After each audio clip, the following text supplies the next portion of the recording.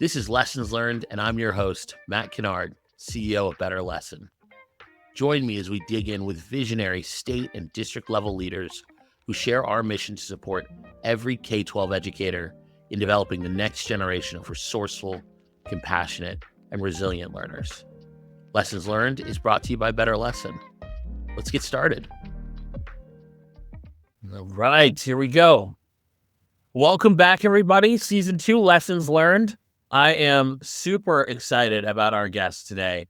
We had a great opportunity last week to talk about actual connection to workforce. And our guest today, Dr. Monique Perry-Graves, will continue that thread for us. A former executive director of TFA North Carolina, a leadership consultant, and new this year, CEO of Road to Hire, which provides continuous support from high school classrooms, primarily in under-resourced Title I schools, to high-paying careers, and helps equip young professionals with the skills, confidence, and opportunities to unlock economic mobility and lasting career growth with a heavy focus in the Charlotte area.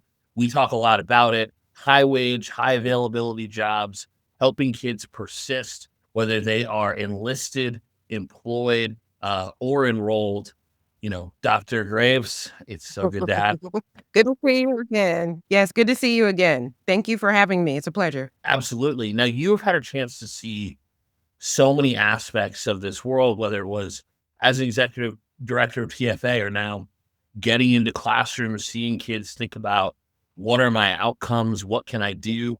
And it seems like there's this new movement that's really taking foot in the US, which is we want high school to be the cultural capstone that it once was, and an opportunity for kids to really get themselves on a trajectory that makes sense, where they can find success in gainful employment, not just a job, but a job that can be a career, a job that can help kids persist into it, into being great members of their community, helping communities hold on to that talent that is there.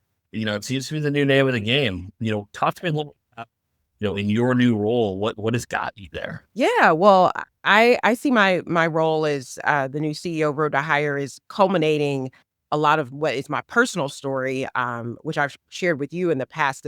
I started off as an intern in a program called INROADS, which is still flourishing today, that focuses on college freshmen when I was an undergrad at North Carolina Central University, and spent 4 years at a Fortune 100 computer software corporation that is still a $1 billion plus organization. And at the time, I remember the intentionality around seeking us out. I had to apply for the program. I had to be high performing, but seeking us out. But the intentionality around not just connecting us with that opportunity at that corporation, but equipping us with what I would say the foundational pieces to succeed in the corporate world, in addition to making sure we just had the technical expertise to do the job.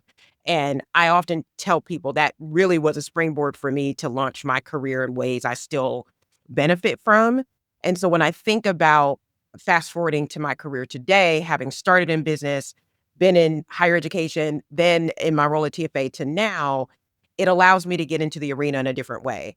And I often tell colleagues that when it comes to our young adults in this generation, there's a lot of things that people say about good, bad, indifferent, as they said about our generations too. I just want as well, how soon we forget.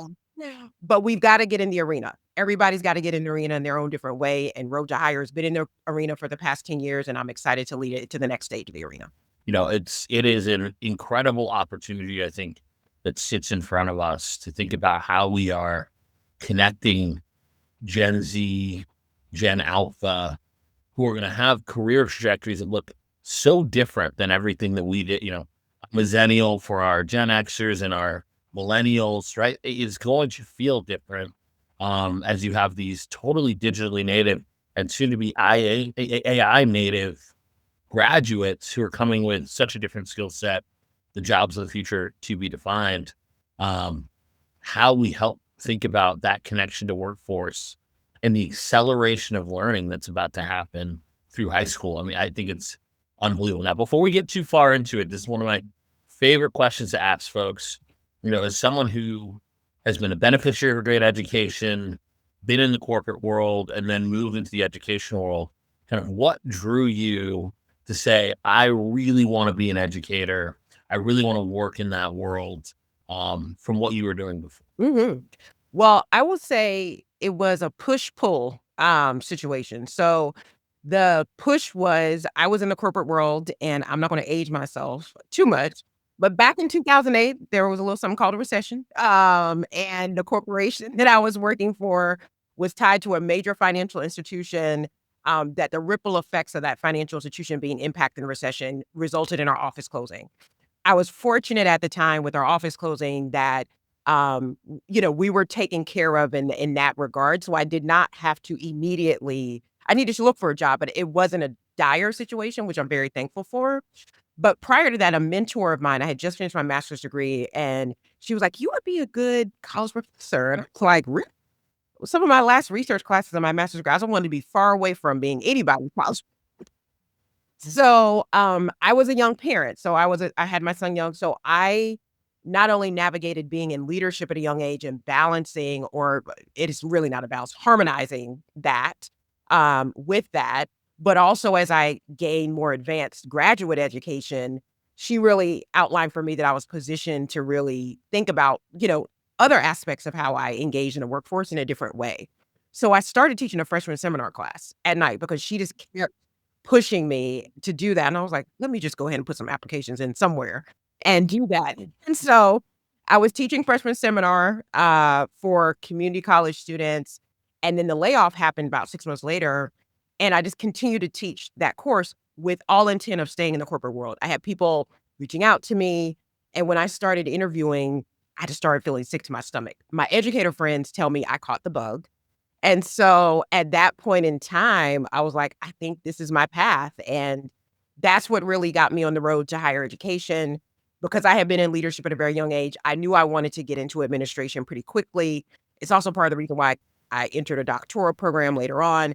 But that's how I got into education. So when I say push pull, that's what I mean. It was not I had a 10-year plan and this was the next step. I really we all have those nudges from people in our professional and personal lives, and in circumstances, and then it just was in alignment with my path. Listen, I feel this path. As our audience knows, I'm a late in life ed techer myself coming out of this. But when you do catch that bug, when you do feel that need, and for any of you who are listening who are non-educators, just give it a little taste and see what happens. Be surprised at how exciting it is once you give yourself that opportunity to be in that world. Absolutely. Absolutely. The transformation that I was, engaged with working adults, and I saw myself in many of them, but just also the opportunity, and, I was, close to them in age, but I still held my high bar in the classroom, and my students would often say I was Miss P then. They were like, "Miss P is cool and Miss P don't play." And so that was what the mantra was, so And it's interesting. You find yourself contributing in so many ways, and it is truly rewarding. And I think one of the things that I also like is it's good for people who, you know, to have representation of folks who grew up in industry, who have seen some of those pieces. Because I think we under index in the education world for the idea of what does it mean to be competitive and ready for persisting as an employed person at 18. But, if we think about it, there's so many barriers to that work where we have great pathways to college. We have we've improved our pathways to community college or dual enrollment.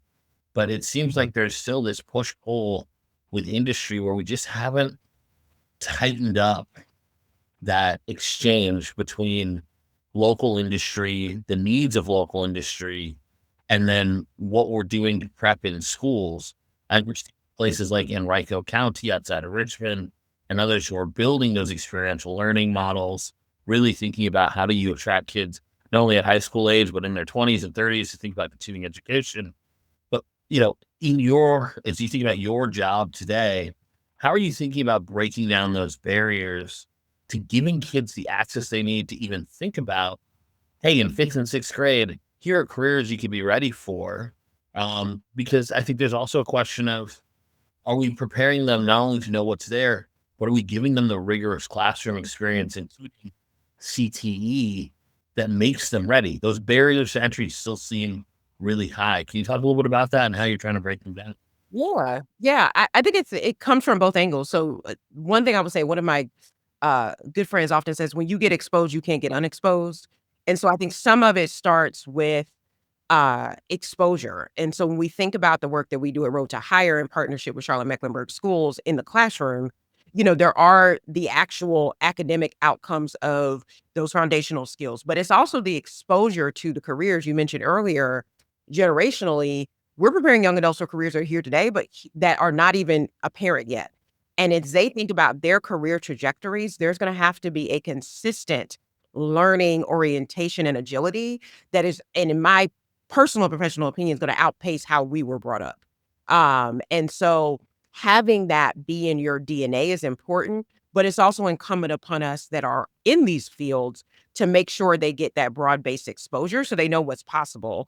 When I think back to some of my community college days, I think about kind of some of the traditional careers in like welding and machinists and how those became so technology advanced, and a lot of students didn't know or knew what you could make in those. When I think about the work in Road to Hire, when you think about some of the technical pathways, healthcare, and some of the other pieces, even some of the intersections of those with AI, with other pieces, are new careers or careers that are evolving from careers that AI might be able to add efficiencies to.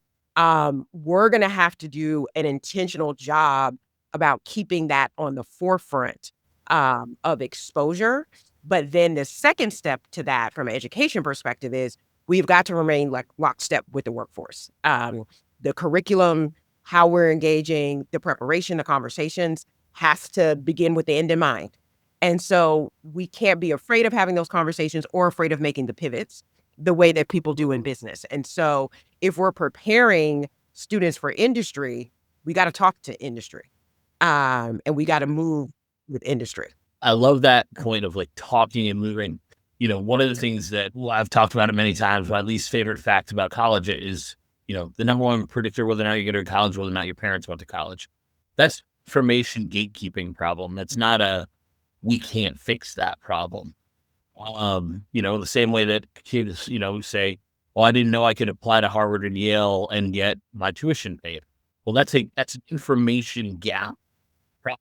I think one of the things that I've thought a lot about in talking to other guests, I think we have an information gap problem too around the needs of students who are going to graduate and go into industry.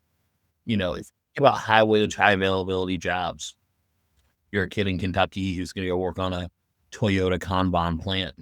Your ability to access high level ELA and mathematics, you are under more pressure than that kid who is starting at Harvard and, gets a shopping period for the first week of the year to figure out what classes they even want to take or taking a survey English class, right?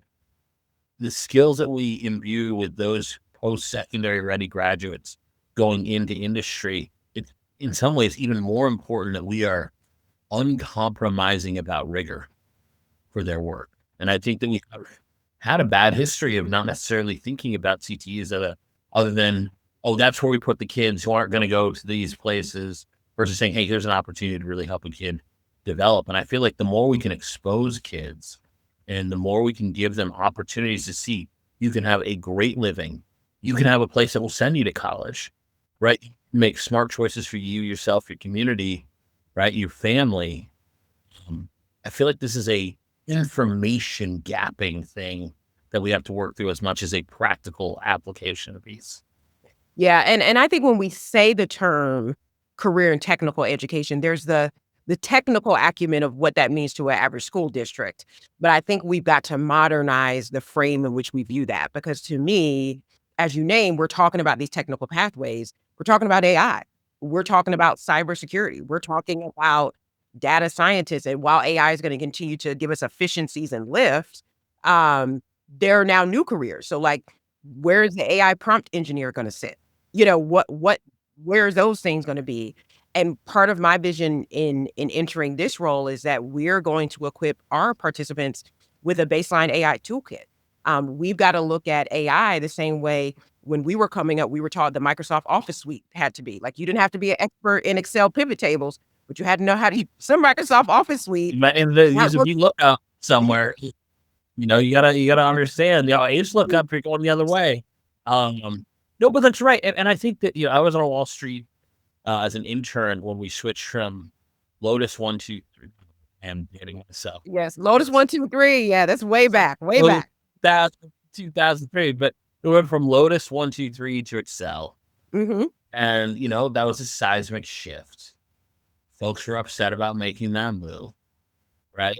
And, or once you start getting to data analysis, realizing, right, that the things you could do with SQL far outpace what you do with Excel. And to build those valuable skills, you had to learn how to code, Yeah. right? And so it's just these different levels.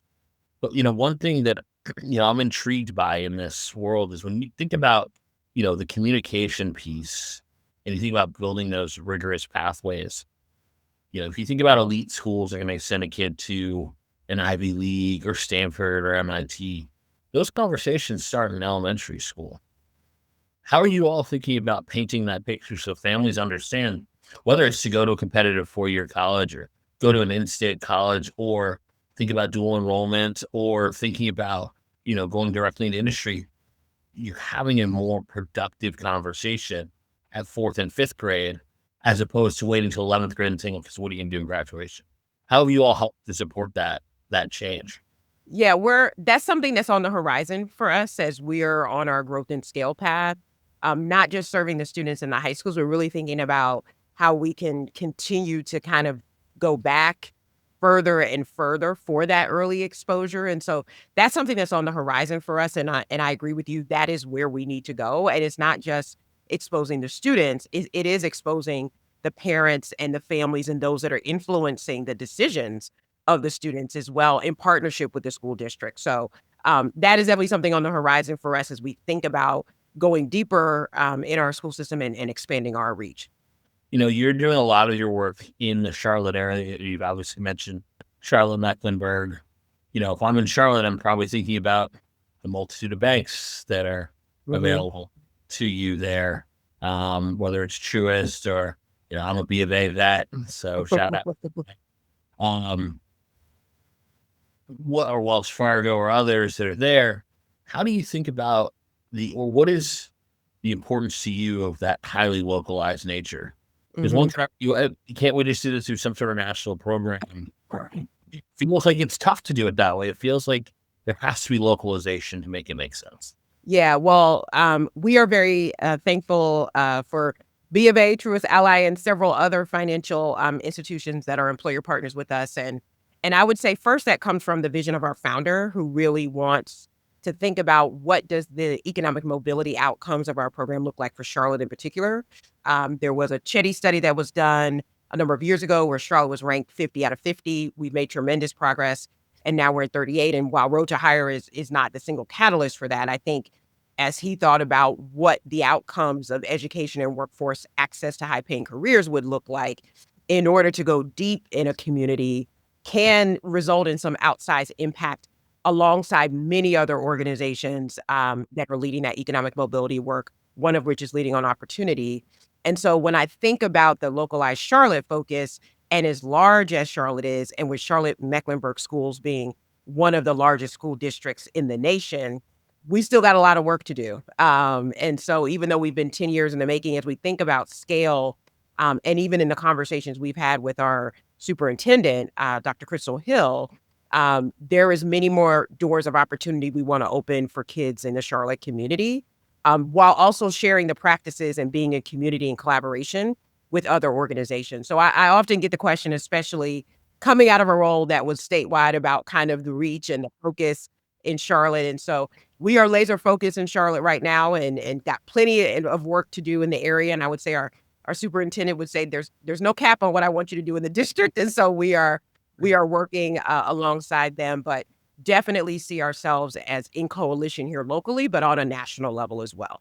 And it seems like employers who are there have also massively opened their minds to the productivity of hiring out of high school, especially putting into defined programs, maybe opportunities to earn an undergraduate degree along the way.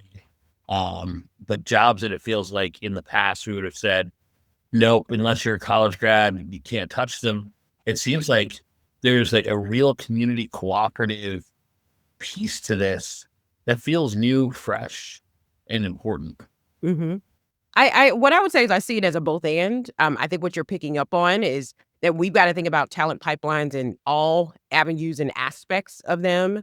As we think about our work at Road to Hire, our primary pathway is and the volume of what our students are primarily college graduates, but we do have secondary programs that do speak to that. But I think it's a both and. When we think about labor shortages, when we think about skill sets, if we even think about the demographic shifts with less high school graduates coming just based on the fact that the birth rates are the way they are, there's got to be a full court press and there has to be an open mind to all of the pipelines. When you have programs like ours and others that are making that very intentional effort early, you know the probability of that talent pipeline and the outcome of the type of employee that you will get is just highly more probable.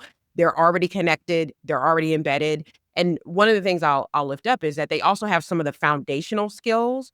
Some people refer to them as soft skills. If I think about my INROADS experience, that was a lot of the training that they gave us.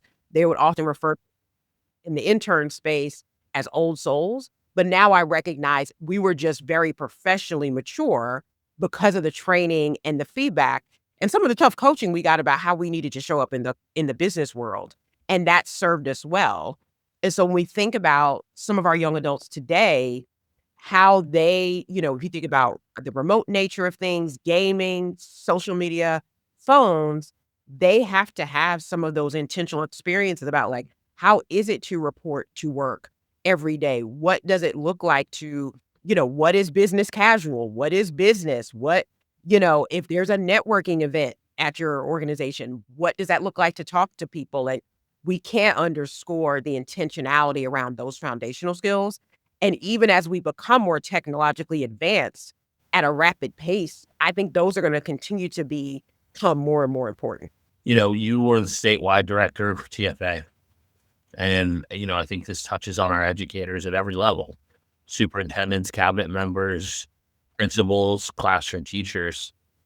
What would you say to folks who are now in those positions as leaders around this identification of what's coming? Because one of the things that's going to be interesting to see is that what got us here is not going to get us where we need to go.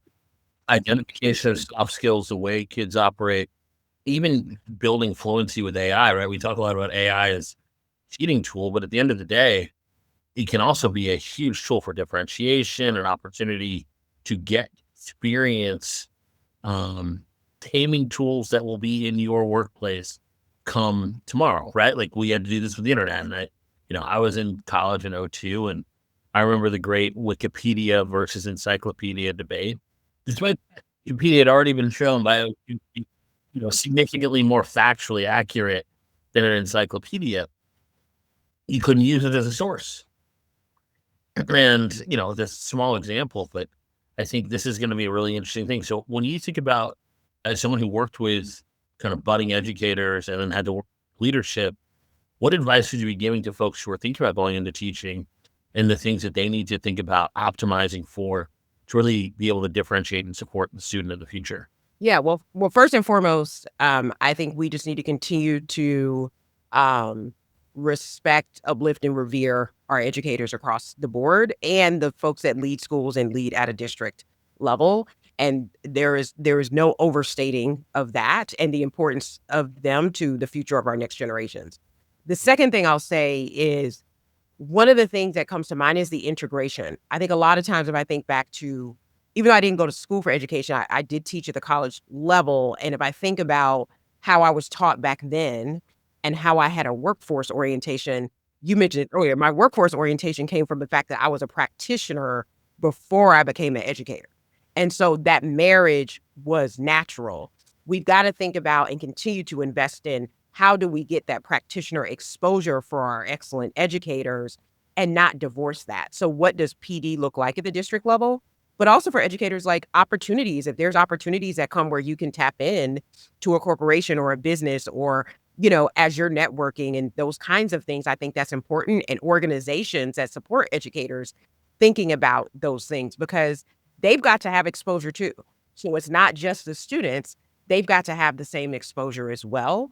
And hopefully, as we think about some of the advances in technology, how can those create efficiencies in their time so that they can invest in those other areas? We need to be thinking about what can we do to remove the barriers for them so that they can do what they do best and that shape the minds of the next generation.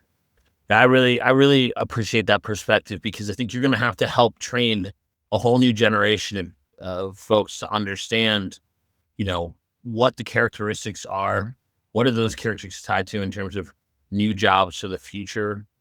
How do we think about building that relevance and being willing to try, measure, learn, and really build that competency set. One thing that excites me about AI in particular is we're going to tap back into human creativity. Like it's going to give by removing rote tasks. That someone uses almost every day in his normal life to rote tasks and other things. It also frees brain space and creative power and opportunities to scale your own practice. Mhm. Looking at kids taking advantage of that in every aspect. There's also something to be said for that being a powerful future career set. And that makes a lot of sense. How do you think about the instructional leader in this, right? The principal, the superintendent. I think we talk a lot about what happens to the classroom educator, but it feels like their entire world's about to shift. Yeah, it's already shifted. And I think but similar to what I mentioned about educators, we have to start thinking about our school leaders, our principals, district leaders as CEOs the same way we would think about CEOs in business. If I think about our school district and our superintendent, it's $1 billion budget. That's like leading $1 billion corporation with thousands of employees. If you think about schools, companies, and so they've got to be equipped with the technical and the adaptive expertise to lead in an environment that's rapidly changing, and also continue to motivate, attract, and retain people, which are the same things that we're dealing with, right, in our respective industries. And so I think first of it is like we got to see them as that. Um, I'd be remiss to not say pay them as that, as long as it's in addition to the teachers as well.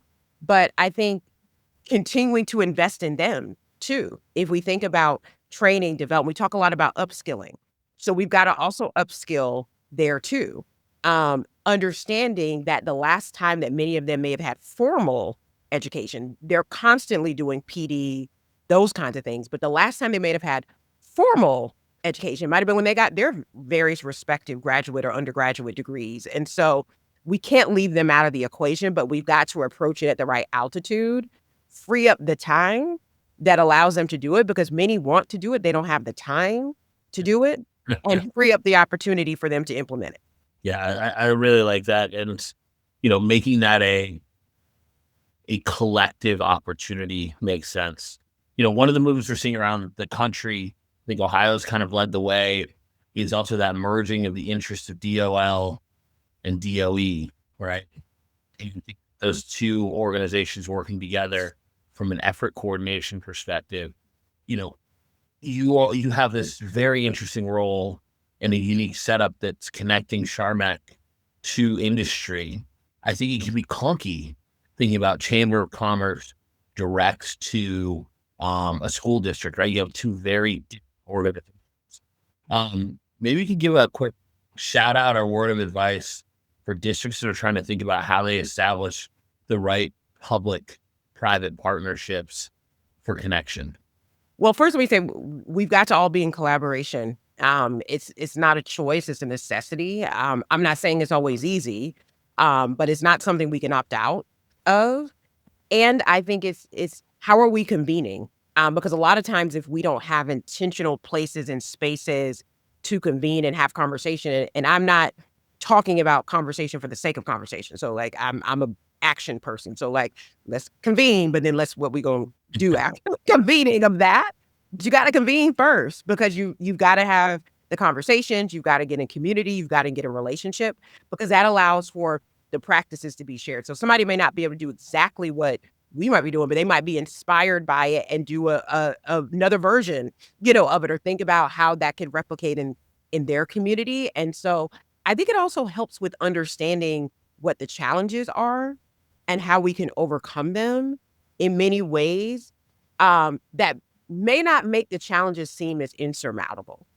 Um, I am a firm believer that if everybody does their part in their way, that we can get a lot further, because everybody plays a part. It might be different, but if everybody pulls their weight, that we could get a lot further. But we gotta be in community and conversation to even know what each other is doing and be intentional about that. So I think it starts with that. I know in some communities it's a little bit challenging to convene versus others. I will say that compared to the size of the Charlotte-Mecklenburg area, from what I've seen, and especially in having the lens, and not mean to say this does not happen across the state because it does. But if I use Charlotte as an example, entities like, our CEOs have a council called the Charlotte Executive Leadership Council, which is very much in partnership with the school district, with nonprofits. And so has created this kind of ecosystem of connection. And so it does not have to be something named, but we got to be in conversation, because at the end of the day, we might say it differently, but we really all want the same thing. Agreed completely. And having that go between who can help translate, okay, this is what schools really mean. This is what it really means, because you walk past each other, right? And on both sides, you can end up talking past each other in ways that don't make sense.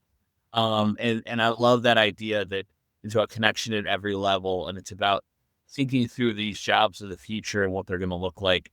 And the onus is on industry and the schools to start working together, because the more we do that, the more success we're going to find as we move forward.